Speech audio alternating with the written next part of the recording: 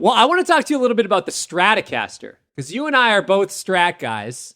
Okay. And there seems to be such a long lineage in many different genres with the Stratocaster. And we all have our own reasons for falling in love with it. What was it that really drew you to the Strat? Wow. Well, first of all, I had a Telecaster. I had a Gibson with no cutaways and one P90 that my dad bought me.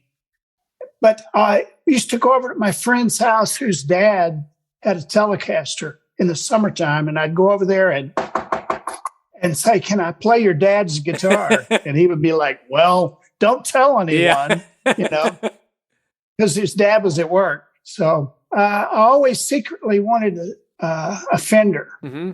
And I don't know what it is. About a Fender Stratocaster, but is it a lamp?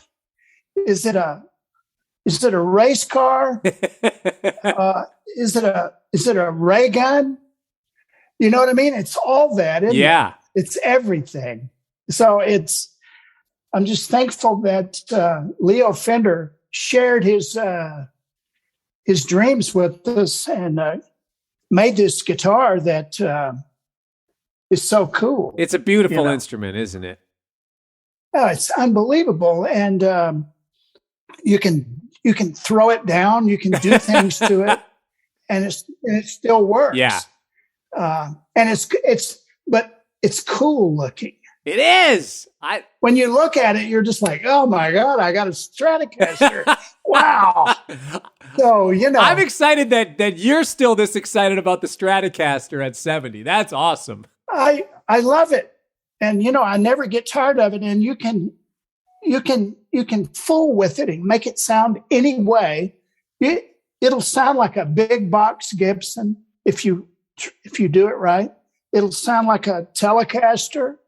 It'll sound like you can do anything with it. That's why it's very versatile. When I was in college, my best friend had a Jimmie Vaughan signature Stratocaster that looks exactly like the one that you're holding in your hand that people can't see because this is an audio podcast. I had an opportunity to do a signature Stratocaster with Fender this year, and I know their process. You can basically choose everything you want about the guitar, top to bottom. What was it about, like, when you had the opportunity to develop everything you wanted with your Strat? I noticed maple fretboard and, it's pickup style, the look and that sort of thing. What were the absolute non-negotiables that you needed and still need to this day in a Stratocaster? Well, first of all, when I first started trying to play guitar and got a Fender, I had that little bitty folded page catalog. Have you ever seen that? The old one that was like black and white. And I've seen them in vintage guitar stores. Yes, I know what you're talking about. My heroes played Stratocasters, so there's so many things. It's really hard to describe. Yeah. Why you choose things. I mean, I had a Gibson. Couple of Gibsons. My father bought me a 330. Yep. And it had the P90s and it was sunburst. I've still got it. It was a beautiful thing. And I played it for, we got a club gig 6 nights a week in the summertime. And I was 13.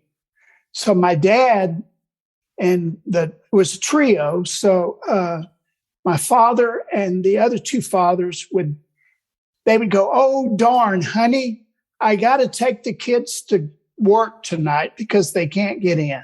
They're too young." So it was a great excuse for the dads to go honky-tonkin' every night. And we sang through the jukebox. Mm. Like there was a stage and there was a go-go girl with boots and all that stuff. And we plugged the 664 Electro Voice microphone into the back of the jukebox. Yeah.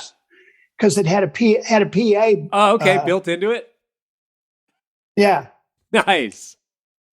But anyway, that's how it got started.